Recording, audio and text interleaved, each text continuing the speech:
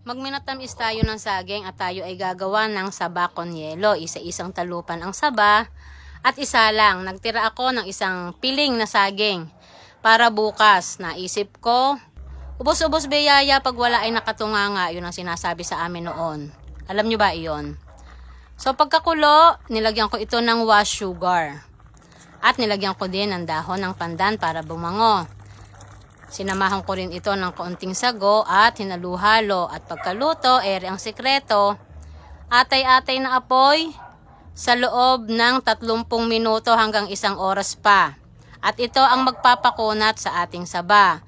Kung kayo ay kasing kunat ko, malamang matagal kayong isinalang ng mga nanay ninyo.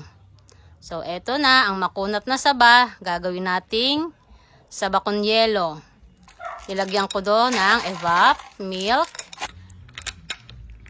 ice cubes. Huwag nyo nalagyan ng asukal at ito'y matamis na. And then, ilagyan ko rin ito ng buko. Halo-halo Oh.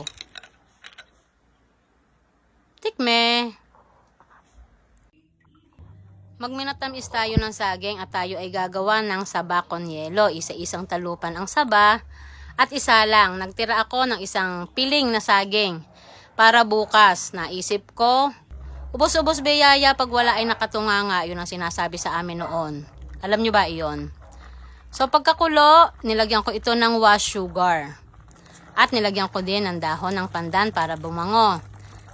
Sinamahan ko rin ito ng kaunting sago at hinaluhalo. At pagkaluto, ere ang sekreto, atay-atay na apoy sa loob ng 30 minuto hanggang 1 oras pa.